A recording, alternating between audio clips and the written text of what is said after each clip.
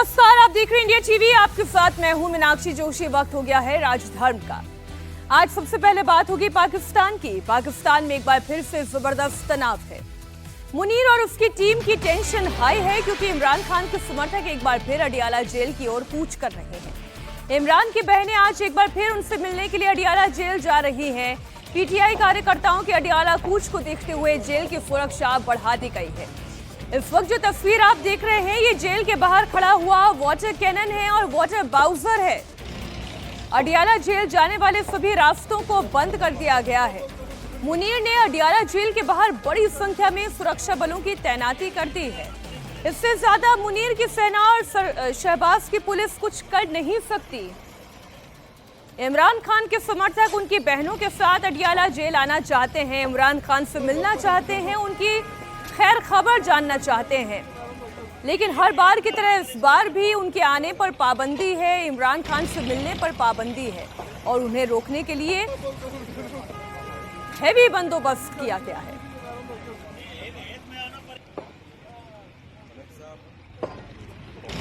चलो अडियाला चलो, चलो चलो अडियाला चलो।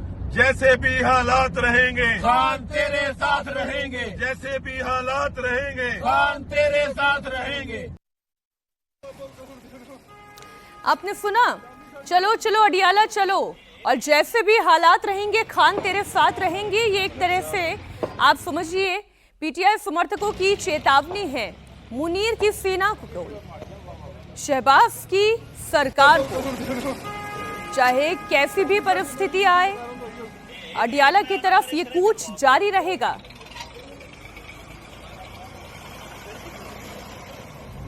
चलो चलो अडियाला चलो, चलो चलो अडियाला चलो, चलो चलो अडियाला चलो। जैसे भी हालात रहेंगे खान तेरे साथ रहेंगे, जैसे भी हालात रहेंगे खान तेरे साथ रहेंगे। आज 16 दिसंबर मंगल का दिन है। अडियाला जेल रोड गोरखपुर नाके के मुकाम के ऊपर मौजूद है। मेरे अकम में आप देख सकते हैं ये जो दो ट्रक खड़े किए गए हैं, ये गोरखपुर नाका है। लेकिन नाज़रीन, आज अडियाला जेल रोड की जो सूरत हाल है वो गुज़श्ता मंगल की निस्बत यकसर मुख्तलिफ है। गुज़श्ता मंगल को हमने आपको रिपोर्ट किया था कि ये मुकम्मल रोड जो है ये बंद किया गया था। गोरखपुर नाका हो, इससे आगे फैक्ट्री नाका हो, उससे आगे अडियाला जेल गेट नंबर 1 हो, गेट नंबर 5 हो, आगे दागल नाका हो, पांचों जो नाके हैं वो मुकम्मल तौर पर बंद किए गए थे। किसी भी गाड़ी को यहाँ से गुजरने की इजाजत नहीं थी। हत्ता कि ये जो मार्केट्स हैं, दुकानें हैं, ये भी गुज़श्ता मंगल बंद किए गए थे। लेकिन आज सूरत हाल यकसर मुख्तलिफ है। दुकानें खुली हैं, मामूल की जिंदगी लोगों की इस वक्त रवां है। लेकिन वाटर कैनन इस वक्त मौजूद है। अडियाला जेल गेट नंबर 5 के सामने वाटर बाउजर भी मौजूद है।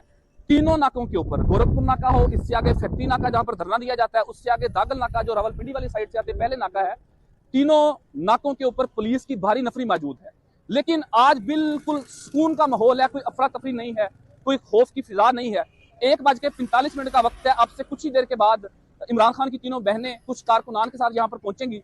क्या मुलाकात करवाई जाती है या मुलाकात नहीं करवाई जाती, क्या कोई क्रैकडाउन किया जाता है, वाटर कैनन का इस्तेमाल किया जाता है, क्या सूरत हाल बनती है, आपको लम्हा ब लम्हा अपडेट करते रहेंगे। पाकिस्तान के रावलपिंडी में अडियाला जेल जाने वाले रास्तों को मुनीर ने कैसे ब्लॉक कर दिया है, वो तस्वीरें आपके सामने रख रही हूँ।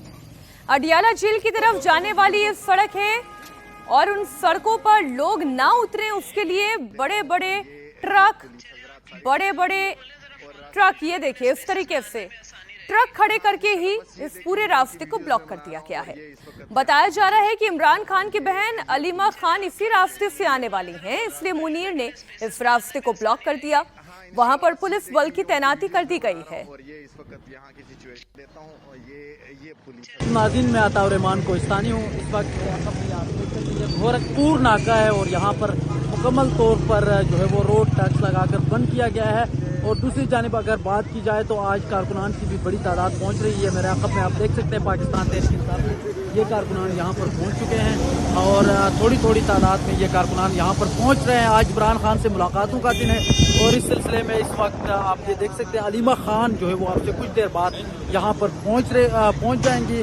और ताज़ा तरीन सूरत हाल ये है कि यहाँ पर वाटर कैनन और इसके अलावा बख्तरबंद गाड़ियाँ भी पहुँचा दी गई है और ये जो है वो ताज़ा तरीन सूरत हाल है। जो ही अलीमा खान पहुँचेंगी कोई न्यू अपडेट होगी आपके साथ शेयर करते रहेंगे। Thank you.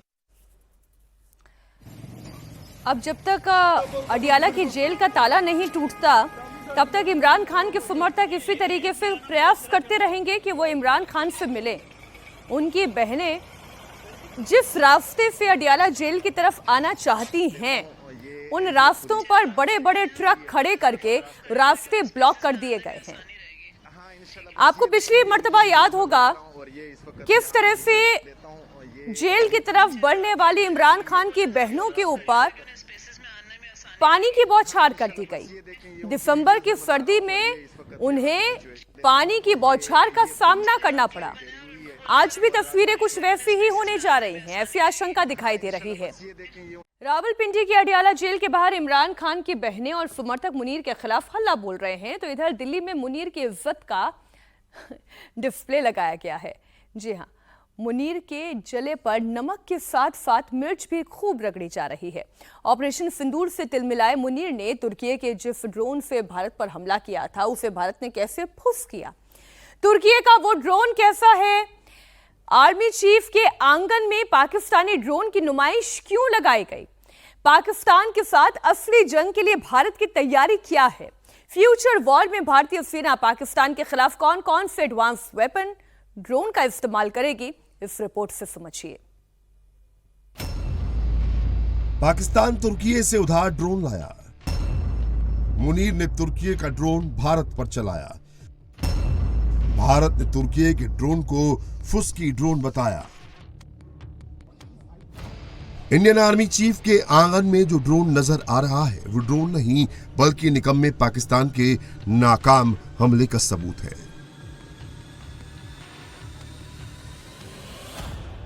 ये तुर्की का गिया कामिकाज़े ड्रोन है।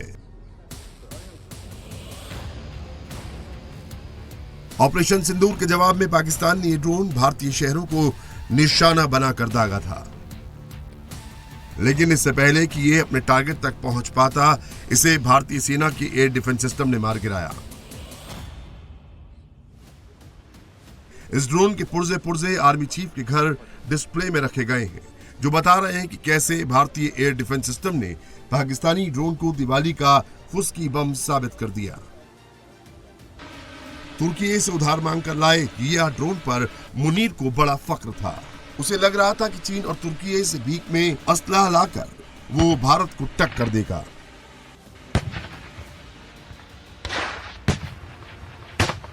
लेकिन मुनीर की सारी इज्जत आज सरेआम नीलाम हो रही है। जिस ड्रोन को उसने भारतीय शहरों को टारगेट करने की बदनीयती से भेजा था, वो आज शोपीस की तरह इंडियन आर्मी चीफ के गार्डन में पड़े हैं। तुर्की में बने यह ड्रोन ने 10 मई को लाहौर इंटरनेशनल एयरपोर्ट से उड़ान भरी और इसका टारगेट जालंधर था। 180 किलोमीटर की रेंज वाला ये ड्रोन 2000 मीटर की ऊंचाई पर उड़ रहा था। कामकाजी सीरीज के इस आत्मघाती ड्रोन में 10 किलो विस्फोटक भरा हुआ था, लेकिन जालंधर पहुंचने से पहले ही सेना के एयर डिफेंस सिस्टम L-70 ने इसे अमृतसर के पास तबाह कर दिया। पहली बार इंडिया टीवी आपको दिखा रहा है ऑपरेशन सिंदूर में पाकिस्तान के द्वारा इस्तेमाल किया हुआ टर्किश ड्रोन हिया। इसे लाहौर से स्टार्ट किया गया था। 180 किलोमीटर से लेकर 200 किलोमीटर तक इसकी रेंज थी। जैसे ही ये भारत के एयर स्पेस में घुसा, उसके तुरंत बाद ही भारतीय एयर डिफेंस ने इसे पूरी तरह से खत्म कर दिया। ये हियाज है जो कि टर्किश ड्रोन है। ऐसे और भी ड्रोन रिकवर किए गए हैं इस समय भारतीय सेना के द्वारा, और यहाँ पे जो इसका पाथ है वो लिखा हुआ है, यानी टेक ऑफ पॉइंट लाहौर से हुआ, फिर अमृतसर के पॉइंट पर इसे जूस 23 और L-70 गन के द्वारा पूरी तरह से ढेर कर दिया गया। उसके साथ साथ आप यहाँ पर देखेंगे तो इसका पूरा का पूरा जो ये रिकवर है, डेटा एक्सट्रैक्ट किया गया। एक्सट्रैक्ट करने के बाद जो डेटा एक्सट्रैक्शन डिवाइस के जरिए और बाकी जो डिटेल्स थी वो चेक की गई, और इससे बिल्कुल क्लियर हो गया कि ये पाकिस्तान के द्वारा वो साजिश थी जिसके जरिए वो भारत के एयर स्पेस में आकर जलंधर या आसपास के एरिया में भारी तबाही मचाना चाहता था। लेकिन भारत का एयर डिफेंस, इसके अलावा इंटीग्रेशन आकाश तीर के साथ और मल्टीपल लेवल जो रडार से उन्होंने इसे डिटेक्ट किया और पूरी तरह से एयर डिफेंस ने इसे खात्मा कर। ये है पाकिस्तान का एक और सबूत। 1971 में 93,000 पाकिस्तानी सोल्जर्स ने जब सरेंडर किया था, वो एक तस्वीर थी। और एक तस्वीर एक बार फिर से है कि पाकिस्तान अलग अलग देशों की मदद ले रहा है, लेकिन उसके बावजूद भी पाकिस्तान की हर एक कोशिश को नाकामयाब भारत के द्वारा किया गया। तुर्की में बना यह ड्रोन अपने साथ 10 किलो विस्फोटक ले जा सकता है, जो टकराते ही धमाका करता है। इस ड्रोन के पंखों का फैलाव लगभग 2 मीटर होता है और इसमें 170 सीसी का 2 स्ट्रोक इंजन लगा हुआ है। इसे रनवे या कैटापुल्ट से लॉन्च किया जा सकता है। ये कई घंटे तक हवा में मंडराकर अपने टारगेट पर निशाना लगा सकता है। ऑपरेशन सिंदूर के बाद मुनीर तिलमिलाया हुआ था।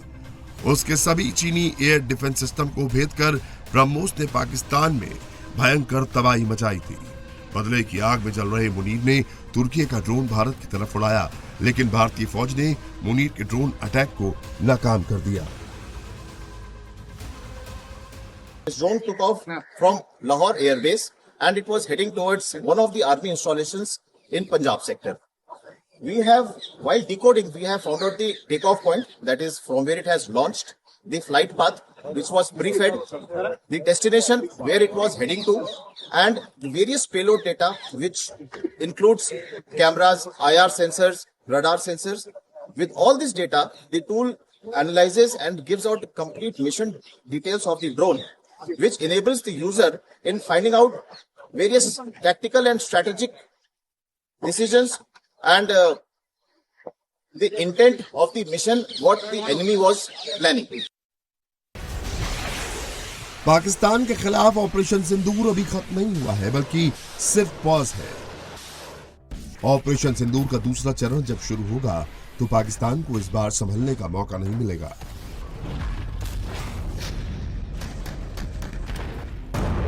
अगले राउंड के लिए भारतीय सेना तेजी के साथ अपनी ताकत में इजाफा कर रही है। इनसे मिलिए, ये हैं भारत के रोबो सोल्जर यानी रोबोटिक म्यूल। 4 पैरों वाला रोबोटिक म्यूल ऐसा ऑटोमेटिक सोल्जर है जो विस्फोटक और राइफल से लैस है। बिना किसी इंसानी दखल के ये ना सिर्फ दुश्मन पर फायर कर सकता है, बल्कि सरहद पर निगरानी का काम भी बखूबी करता है। चीन से लेकर पाकिस्तान की सीमाओं पर तैनात है। गोली चलाने से लेकर हर मौसम में निगरानी तक करता है। रेगिस्तान हो या पहाड़ी इलाका, सर्दी हो या बरसात, भारतीय सेना का रोबो सोल्जर हर मौसम में काम करने में सक्षम है। इसे करीब 10 किलोमीटर की दूरी से ऑपरेट किया जाता है। ये अपने साथ 12 से 15 किलोग्राम तक रणनीतिक पेलोड उठाकर चल सकता है। जरूरत के मुताबिक AK-47, इंसास, LMG, स्नाइपर या टेवोर जैसे हथियार लगाए जा सकते हैं।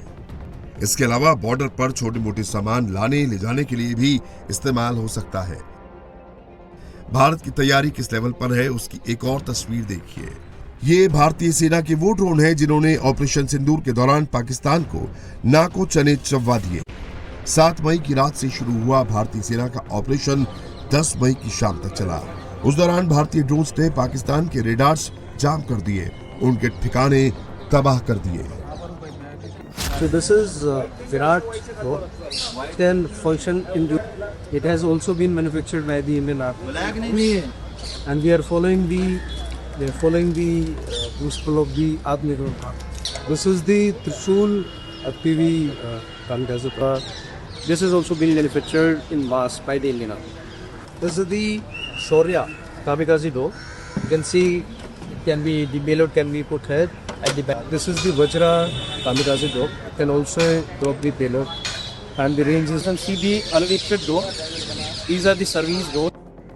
फ्यूचर वॉर के लिए बनाया गया ये सेना का नया बुलेट प्रूफ बंकर है। बड़ा हो या छोटा, हर तरह के हथियार के वॉर से ये महफूज है। इसे डिजाइन ही इस तरह किया गया है कि दुश्मन का कोई भी हमला इसे भेद नहीं सकता। This permanent defense system has been innovatively designed by Indian Army to safeguard the lives of troops deployed in the forward area and high threat locations. This is a completely bulletproof and blast-proof bunker which gives protection from all kinds of small arms, medium arms and splinters. It is fabricated using high-performance slurry-infiltrated fibrous concrete blocks which are lightweight, modular and it enables quick erections wherever it is required. In dual-use purpose, this can also be used for HIDR operations and also construction of the rehabilitation shelters for the civilians who are located in the forward areas and the border areas. Future की जंग कैसे लड़ी जाएगी उसकी एक और झलक देखिए। ये कोई मशीन गन नहीं है, ये है मॉडर्न फायर फाइटिंग सिस्टम। अग्निकांड कहीं भी हो, ये सिस्टम फौरन काम आता है। This is a fire fighting bot. यह फायरमैन को रिप्लेस करता है। जहां तेज आग, एक्सप्लोजन, कोलैप्स का चांस रहता है, फायरमैन की जान को खतरा रहता है, वहां पे ये फायरमैन दूर से एक सेफ जोन से इसको ऑपरेट करता है। ये आग के पास जाके आग बुझाता है। इसके अंदर लाइव ऑप्टिकल और थर्मल फीड आता है स्क्रीन के ऊपर, जो उनको एक रियल सिचुएशनल अवेयरनेस देता है। ये तीनों आर्मी, एयरफोर्स और इंडियन नेवी तीनों में इंडक्ट हुआ है। रिसेंटली ये विशाखापट्टनम रिफाइनरी में यूज़ हुआ था एक भीषण आग में। इस फायर फाइटिंग बॉट का डुअल यूज़ केसेस हैं, जहाँ पे ये सिर्फ डिफेंस के लिए नहीं बल्कि अदर सेक्टर्स में भी बहुत कारगर काम आ सकता है, जैसे कि रिफाइनरीज हो गए, industrial application, civil applications, airport authority and even wild life forest fires में। सो अब नेक्स्ट टारगेट हमारा इस प्रोडक्ट को है कि एक इंटरनेशनल प्लेटफॉर्म पे भी हमें इसको एक्सपोर्ट के लिए तैयार करना है। ऑपरेशन सिंदूर की मार पाकिस्तान अभी तक नहीं भूला है। मुनीर अपने जख्मों को अभी भी सहला रहा है। तो यहाँ भारतीय सेना ने जिन हथियारों से पाकिस्तान को ऑपरेशन सिंदूर में तबाह किया, उसके नाम के डिशेस बनाकर 71 की जंग का विजय दिवस मना रहा है। सेना प्रमुख की आवाज पर बने डिशेस के नाम पर गौर फरमाइए। कोई सिंदूरी संदेश है तो कोई लजीज आकाश। यहाँ Bofors air defence gun L-70 और विजय तिरंगा भी मिलेगा। पाकिस्तान ने जब जब गुस्ताखी की है तब तब उसे मुंह की खानी पड़ी है, चाहे वो ऑपरेशन सिंदूर हो या फिर operation Trident, operation Changez Khan हो या फिर ऑपरेशन टंगेल।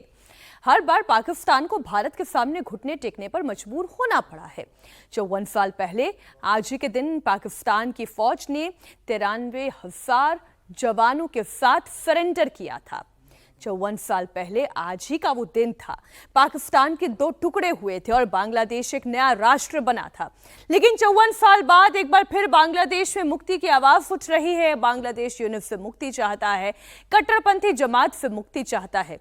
इसलिए तो विक्ट्री डे के मौके पर बांग्लादेश में बदलाव की बयार देखने को मिल रही है। यूनिट और कट्टरपंथियों के खिलाफ आवाज है।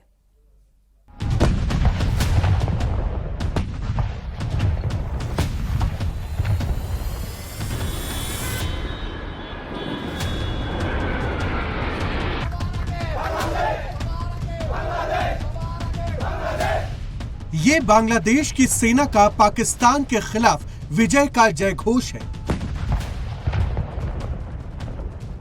ये बांग्लादेश की वायुसेना का पाकिस्तान के खिलाफ जीत का उद्घोष है। पाकिस्तान के खिलाफ बांग्लादेश के मुक्ति संग्राम का शोर है।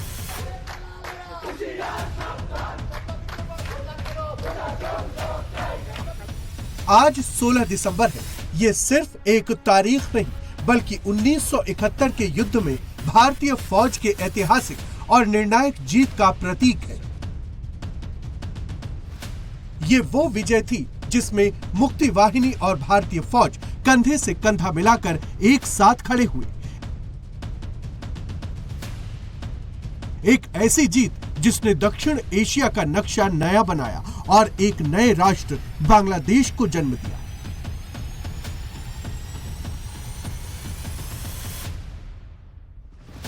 भारतीय फौज के सामने महज 13 दिनों में 93,000 पाकिस्तानी सैनिकों ने आत्मसमर्पण कर दिया।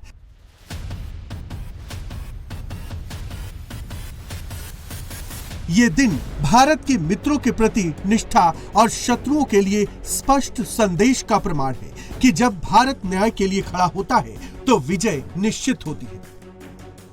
Today we commemorate the 54th anniversary of Vijay Diwas. On 16th December 1971, the valor, determination and the steadfast resolve of our courageous armed forces led Bharat to a historic victory against Pakistan. It culminated in the birth of the independent nation of Bangladesh. This decisive victory altered the geopolitical landscape of our region. But more importantly, it affirmed India's unwavering commitment to justice, human dignity and freedom. Bharat आज पाकिस्तान पर विजय का उत्सव मना रहा है तो वहीं बांग्लादेश अपना 55वां मुक्ति दिवस मना रहा है। 54 साल पहले आज ही के दिन पाकिस्तान से अलग होकर बांग्लादेश नया राष्ट्र बना था। इस मौके पर बांग्लादेश के अंतरिम प्रधानमंत्री मोहम्मद यूनुस ने राष्ट्रीय शहीद स्मारक पर पुष्पांजलि अर्पित की। प्रधानमंत्री के तौर पर मोहम्मद यूनुस का ये आखिरी राष्ट्रीय समारोह होगा, क्योंकि 12 फरवरी 2026 को बांग्लादेश में नई सरकार बनेगी। लेकिन वोट डालने से पहले इस तस्वीर ने बांग्लादेश में तहलका मचा दिया है। सीसीटीवी में जो रिक्शा दिख रहा है उसमें शेख हसीना का कट्टर विरोधी उस्मान हादी बैठा है। रिक्शा आगे बढ़ता है, हेलमेट लगाकर बाइक सवार तेजी से रिक्शे के बगल में आ जाते हैं। थोड़ा सा आगे जाते ही बाइक सवार बंदूक निकालकर उस्मान हादी के सिर में गोली मार देता है। गोली की आवाज सुनकर इलाके में भगदड़ मच जाती है। बाइक सवार हमलावर तेजी से बाहर निकल जाते हैं। शेख हसीना के कट्टर विरोधी उस्मान हादी को इलाज के लिए एयरलिफ्ट किया गया। एयर एम्बुलेंस के जरिए ट्रीटमेंट के लिए सिंगापुर भेजा गया और इसी तस्वीर ने पूरे बांग्लादेश में भूचाल ला दिया है। सवाल यह है कि बांग्लादेश में खूनी खेला किसने शुरू किया? बांग्लादेश को चुनावी हिंसा की आग में कौन सुलगा रहा है? बांग्लादेश इलेक्शन से पहले यूनुस दहशत में क्यों है? बांग्लादेश में जब ये गोलीकांड हुआ, उस्मान हादी को गोली मारी गई, उसके ठीक आसपास भारत में मौजूद शेख हसीना का एक इंटरव्यू भी पब्लिश हुआ और यूनुस ने इस इंटरव्यू की आड़ में चुनावी हिंसा पर पाबंदी लगाने की कोशिश शुरू कर दी। यूनुस ने भारतीय उच्चायुक्त को कहा है कि हसीना के बयान बांग्लादेश में हिंसा और आतंकी गतिविधियों को उकसा सकते हैं। शेख हसीना का प्रत्यर्पण तुरंत किया जाना चाहिए। यूनुस ने जो कोशिश की उसका जवाब भारत ने तुरंत दे दिया है। MEA ने साफ कह दिया है कि भारत ने कभी अपनी जमीन का इस्तेमाल एंटी बांग्लादेश एक्टिविटी में नहीं होने दिया और भारत हमेशा शांतिपूर्ण और निष्पक्ष चुनाव के फेवर में। This problem in Bangladesh is being caused because the Yunus regime, backed by the Jamaat-e-Islami, has decided to ban the activities of one of the largest parties of Bangladesh, which is the Awami League, and they do not want them to participate in the elections because the big push is to bring the Jamaat-e-Islami to power. And the banning of the Awami League has led to a lot of unrest. In fact, the leading newspaper of Bangladesh, Pratham Alo, just 3 or 4 days ago, published a national opinion survey in which 70% of those surveyed said that Awami League must be allowed to take part in the elections. Now, it's not that those people want to vote for Awami League, but the people of Bangladesh want free, fair and inclusive elections. They want a return to the democratic structure that they have always loved and supported. Bangladeshi सरकार का मुखिया यूनुस भले ही कुछ भी कहे, लेकिन इस गोलीकांड ने पूरे बांग्लादेश में दहशत फैला दी है। हर कोई खौफ में है और सबसे ज्यादा डर चुनाव आयोग को सता रहा है। बांग्लादेश चुनाव आयोग ने इसे लेकर पुलिस को पत्र लिखा है। मुख्य चुनाव आयुक्त, चुनाव आयुक्तों और चुनाव आयोग के सीनियर अफसरों के लिए एक्स्ट्रा सिक्योरिटी की डिमांड की है। मुख्य चुनाव आयुक्त के लिए एक अतिरिक्त सिक्योरिटी व्हीकल, चारों आयुक्तों के लिए 24 घंटे पुलिस सिक्योरिटी की मांग की गई है। बांग्लादेश में इस गोलीकांड के बाद चुनाव आयोग ही दहशत में नहीं है, नेताओं के भी होश उड़े हुए हैं। इसी का फायदा उठाकर यूनुस बांग्लादेश में जबरदस्त एंटी इंडिया माहौल बना रहा है। इसके पीछे की पूरी पिक्चर आपको बताएंगे। पहले उस्मान हादी के बारे में जान लीजिए। शहीद उस्मान हादी दक्षिणपंथी इस्लामी संगठन इनकलाब मंच का प्रवक्ता है। गोलीकांड से कुछ देर पहले ही उस्मान हादी ने बांग्लादेश का विवादित नक्शा सोशल मीडिया पर पोस्ट किया था। इस पोस्ट में उस्मान हादी ने भारत के 7 सिस्टर्स को बांग्लादेश का हिस्सा बताया था। पिछले साल अगस्त में हुए एंटी शेख हसीना मूवमेंट में उस्मान हादी ने बढ़ चढ़कर हिस्सा लिया था, यूथ की फौज को लीड किया था। इस दौरान हसीना विरोधी एग्रेसिव स्पीच की चर्चा पूरे बांग्लादेश में हुई और रातों रात उस्मान ढाका का लीडर बन गया था। लेकिन उस्मान हादी ने कोई पॉलिटिकल पार्टी ज्वाइन नहीं की।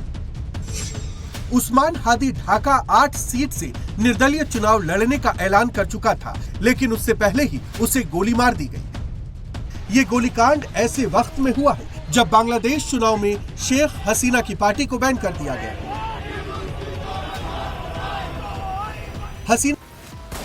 हसीना के विरोधी नेता को गोली मारी गई तो ढाका की पूरी पॉलिटिकल जमात एक्टिव हो गई है। हर कोई एंटी हसीना सेंटिमेंट को खुद के फेवर में मोड़ने की कोशिश कर रहा है। नाहिद इस्लाम की पार्टी एनसीपी के नेता भी मैदान में आ डटे हैं। सोशल मीडिया पर अननोन गनमैन की थ्योरी फैल गई। बांग्लादेश की सीमा पार कर भारत में एंट्री आसान काम नहीं है। इस गोली कांड के पीछे कोई बड़ा आतंकी संगठन जुड़ा हुआ है। सर्वदलीय बैठक में हम लोग एनसीपी की तरफ से जाएंगे। जो पार्टी एनसीपी के विरोध में है उन्हें भी बुलाया गया है। सच ये है कि उस्मान हादी गोलीकांड के बाद जो हो रहा है वो पूरी तरह से स्क्रिप्टेड है और इसकी स्क्रिप्टिंग यूनुस की टोली कर रही है।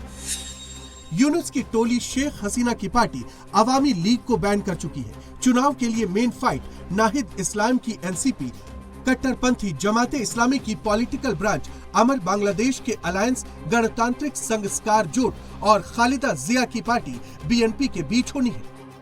यूनुस अपने चहेते नाहिद इस्लाम के फेवर में दिख रहे हैं, उसी के हिसाब से आगे बढ़ रहे हैं। लेकिन बांग्लादेश में एक बात तय है कि जिधर अवामी लीग के हिस्से का वोट शिफ्ट होगा उधर ही सरकार बन जाएगी। इसलिए नेता अब वोटर्स को धमकाने पर उतर आए हैं। না দিলে আপনারা ঘরে শুয়ে থাকেন, কিন্তু আপনারা আমাদের চোখের সামনে দিয়ে ওই জামাত রাজাকারকে ভোট দিবেন আর আপনারা বাড়িতে শান্তিতে থাকবেন। ওই শান্তিতে কিন্তু আমি থাকতে দেব না। बांग्लादेश के मौजूदा हालात यूनुस के फेवर में नहीं दिख रहे। वोट का कांटा बीएनपी की ओर घूमता जा रहा है। हसीना की पार्टी से जुड़े रहे राष्ट्रपति मोहम्मद शहाबुद्दीन यूनुस पर अपमान का आरोप लगा चुके हैं, जानबूझकर साइडलाइन करने की बात कह चुके हैं और चुनाव के तुरंत बाद इस्तीफे का ऐलान कर चुके हैं। दूसरी तरफ बीएनपी अवामी लीग के वोट को पाने के लिए पूरी ताकत लगा चुकी है। खालिदा जिया के बेटे तारिक रहमान 1971 के नरसंहार के लिए जमाते इस्लामी पर आरोप लगा रहे हैं। खुद को अवामी लीग के सबसे स्ट्रॉन्ग ऑप्शन के तौर पर स्टैब्लिश कर रहे हैं। जमात के पास इसका काउंटर नहीं है। साथियों, क्या आपको याद है कि 1 साल पहले क्या हुआ था? मैंने कहा कि आगामी चुनाव ये वैसा नहीं है जैसा आप सोच रहे हैं। ये धीरे धीरे सबको लग रहा है। मैं आपसे फिर कह रहा हूँ कि अगर हम गंभीरता से कदम नहीं बढ़ाएं तो इस देश का अस्तित्व खतरे में पड़ सकता है। यदि हम ऐसा करेंगे तो संप्रभुता खतरे में पड़ जाएगी और यही एकमात्र चीज है जो लोकतंत्र को बचा सकती है। और उस लोकतंत्र की नींव को मजबूत करने के लिए सिर्फ बांग्लादेश राष्ट्रवादी पार्टी हो सकती है। स्वतंत्रता सेनानियों के अपमान के ऐसे वीडियोस बांग्लादेश में इन दिनों सोशल मीडिया पर खूब घुमाए जा रहे हैं।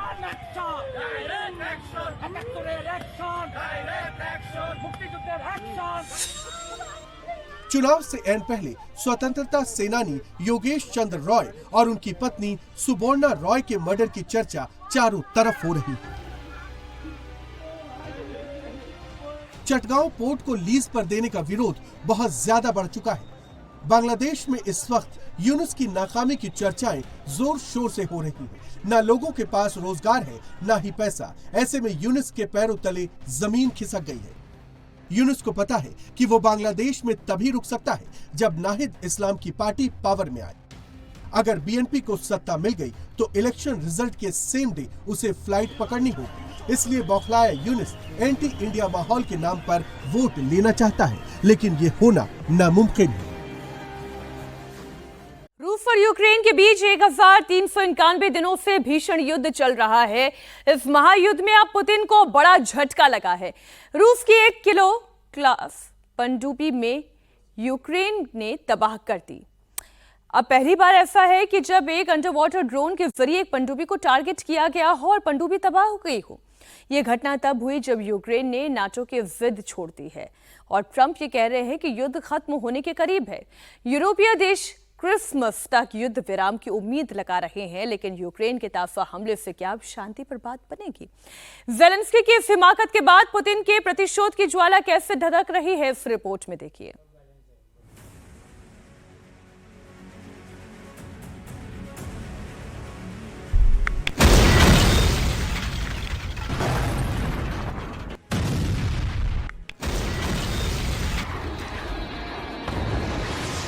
समंदर में जबरदस्त धमाका, पुतिन की पनडुब्बी तबाह।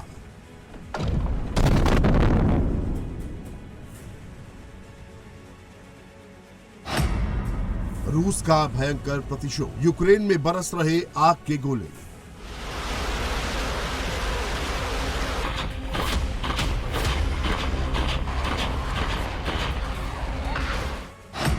बर्लिन पीस समिट में क्या हुई बात?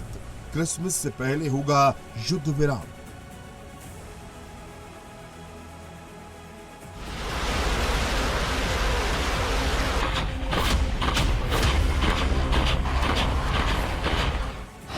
एक तरफ बर्लिन में रूस यूक्रेन शांति पर बात हो रही थी। अमेरिकी राष्ट्रपति युद्ध खत्म होने के सबसे करीब होने का दावा कर रहे थे।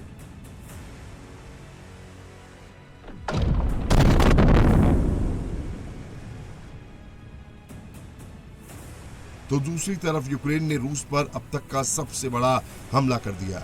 रूस के सबमरीन पर यूक्रेन ने अटैक कर दिया।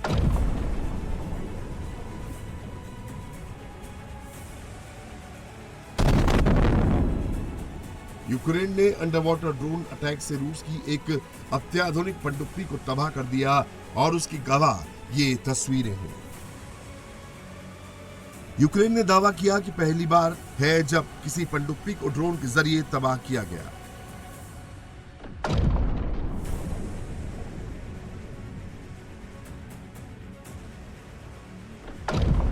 यूक्रेन की ओर से एक वीडियो जारी करके कहा गया कि रूस की किलो क्लास पनडुब्बी को अंडरवाटर ड्रोन से निशाना बनाया गया। यह हमला रूस के नोवोरोसिस्क बंदरगाह में किया गया। यहाँ रूस की कई रणनीतिक पनडुब्बियां तैनात थी। यूक्रेन की घरेलू सुरक्षा एजेंसी SBU ने दावा किया है कि यह हमला सी बेबी नामक अंडरवाटर ड्रोन से किया गया। ड्रोन हमले में रूस की अत्याधुनिक वर्षा व्यंका किलो क्लास सबमरीन पूरी तरह से तबाह हो गई और अब उसे दोबारा ऑपरेशनल बनाना बेहद मुश्किल होगा। इस हमले से रूस को बड़ा नुकसान हुआ है। किलो क्लास की सबमरीन बनाने में करीब $500 बिलियन का खर्च आता है। हमले के वक्त रूसी submarine 4 Kalibr cruise missile launcher से लैस थे।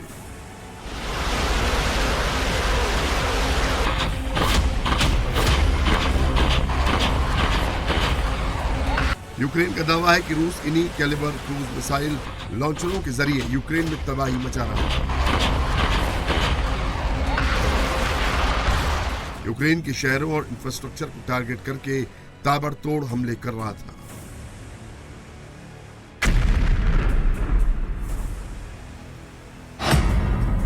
कैलिबर मिसाइल रूस की सबसे खतरनाक क्रूज मिसाइलों में से एक है। इसकी मारक क्षमता करीब 1500 से 2500 किलोमीटर तक मानी जाती है। इसे युद्धपोत, फ्रिगेट और खासतौर पर किलो क्लास पनडुब्बियों से दागा जा सकता है। ये मिसाइल बेहद कम ऊंचाई पर उड़ते हुए रडार से बच निकलती है। 5-10 मीटर की सटीकता के साथ दुश्मन के टारगेट को भेदती है। इसमें न्यूक्लियर वॉरहेड लगाने की क्षमता भी मौजूद है। कुछ वेरिएंट अंतिम चरण में सुपरसोनिक रफ्तार पकड़ लेते हैं, जिस कारण इसे रोकना एयर डिफेंस सिस्टम के लिए बेहद मुश्किल हो जाता है। यूक्रेनी नौसेना इस हमले को रूस यूक्रेन समुद्री युद्ध का टर्निंग पॉइंट मान रही है।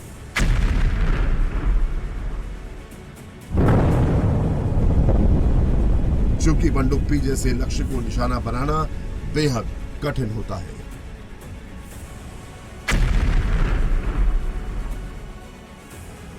रूस को अगर इस पनडुब्बी को ठीक करना है तो उसे पानी के ऊपर लाना पड़ेगा, जिससे वो दोबारा हमले की जद में आ जाएगी।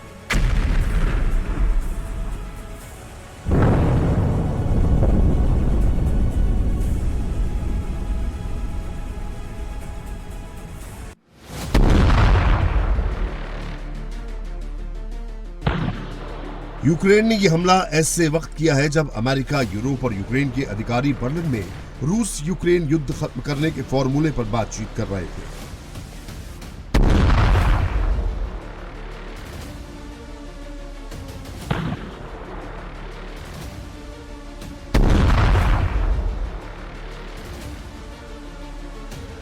बर्लिन पीस समिट में माना जा रहा है कि रूस यूक्रेन के बीच करीब 90% सहमति बन गई है।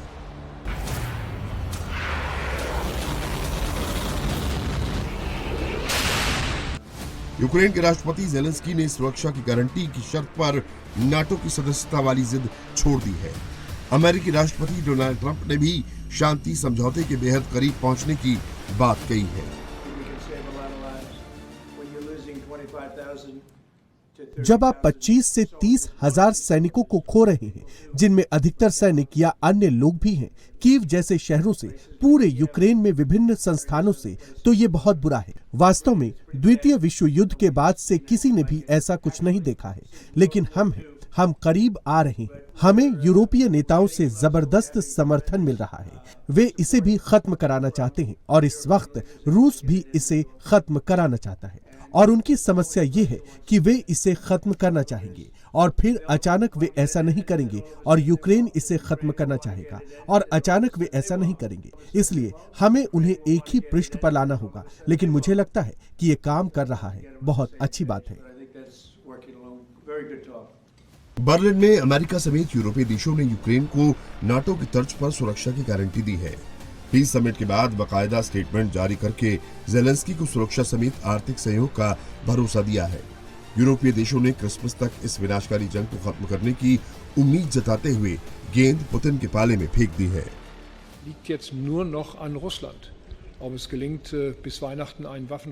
अब ये पूरी तरह से रूस पर निर्भर करता है कि क्रिसमस तक युद्ध विराम हो सकता है या नहीं। मैं इस अवसर पर रूसी सरकार और रूसी राष्ट्रपति से वास्तव में जोरदार अपील करना चाहता हूं कि कम से कम यूक्रेनी लोगों को क्रिसमस पर आगे की बमबारी और मिसाइल हमलों से अछूता छोड़ दें, जिन्होंने हाल के हफ्तों और महीनों में लगभग विशेष रूप से नागरिक बुनियादी ढांचे, किंडरगार्टन, अस्पतालों और ऊर्जा आपूर्ति सुविधाओं को लक्षित किया है। ये नागरिक आबादी के खिलाफ आतंक है।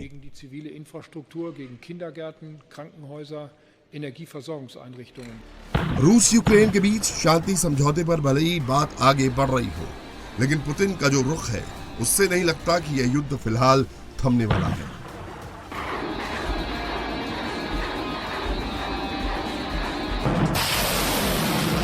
यूक्रेन के मिलिट्री ठिकानों, एनर्जी इंफ्रास्ट्रक्चर समेत पावर स्टेशनों पर ताबड़तोड़ प्रहार हो रहा है। मिसाइल और रॉकेट से यूक्रेन के अहम ठिकानों पर दनादन हमले किए जा रहे हैं। ये तस्वीरें यूक्रेन के ओडेसा पोर्ट की हैं। रूसी सेना ने काला सागर में मौजूद यूक्रेनी बंदरगाह पर हमला किया है। रूसी हमले से ओडेसा पोर्ट पर भी बड़ा धमाका हुआ है, जिससे यहां मौजूद तुर्की के 4 जहाजों को भारी नुकसान हुआ है। इस हमले को यूक्रेनी ड्रोन हमले के प्रतिशोध के रूप में देखा जा रहा है। तबाही का यह मंजर पूर्वी यूक्रेन के जापोरोजे का है। रूस ने यूक्रेन के किलेबंद ठिकानों पर रॉकेटों की बौछार कर दी। गुलियाईपोल के पास दुश्मन के ठिकानों पर मल्टीपल लॉन्च रॉकेट सिस्टम से दनादन रॉकेट्स दागे जा रहे हैं। रूसी सेना के ताबड़तोड़ हमले से जापोरोजे के इस इलाके में भारी तबाही हो रही है। रूसी सेना Su-34 बॉम्बर से भारी बम गिरा रही है। दुश्मन के किलेबंद इलाकों को लगातार ध्वस्त कर रहे हैं।